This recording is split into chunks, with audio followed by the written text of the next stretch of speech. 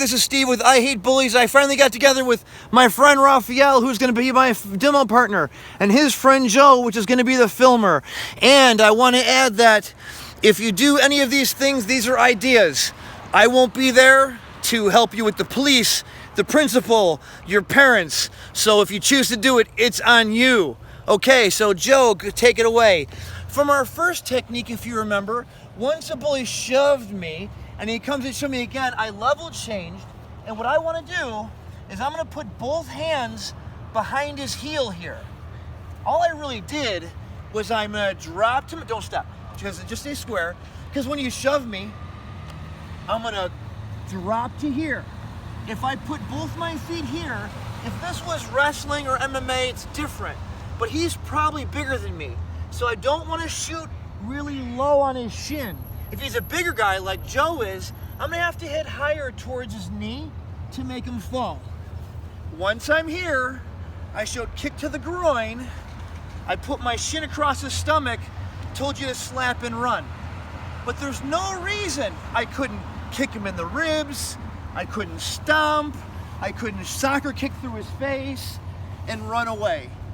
And from that same position, kids, if I felt necessary, I would make sure I get my base, being what's called the mount in jiu-jitsu. I want you to think Donkey Kong. If any of you guys are familiar with the game, use your hammer fist and just throw big shots, because they're gonna smash through his guard and that'll really hurt.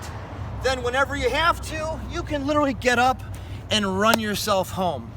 These would be some of your basic variations off that first technique that I really didn't get a chance to show in the first video. If the fight was already on, okay, we're always gonna shoot towards his closest leg. In the basics, old school Gracie Jiu-Jitsu, is we wanna manage the distance, keep him away from me. This is our big punch in case he gets close. If it was wrestling or MMA or a street fight, what I want you to do is called a level change. I'm gonna put my chest on my thigh, and I'm reaching for this leg to shoot. But he technically could step with this leg to keep his balance. Come back. So I don't want to do that. If we're already in a fighting stance, I'm going to reach here, because now he can't step and he's going to go down. Now I have both feet. So if I'm going to kick him in the groin right now, it's going to be bad for him. He will not be able to defend. Now I can choose to go whichever direction I want and start punching. If you hit behind the head, that's gonna really send a shock to him. And I think those would be all your basic variations. The important thing to realize is when you're in your fighting stance, I'm gonna have to get beneath his punches.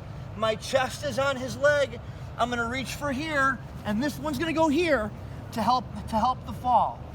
And that would be some of our basic variations for technique number one. Raphael, thank you very much. Click.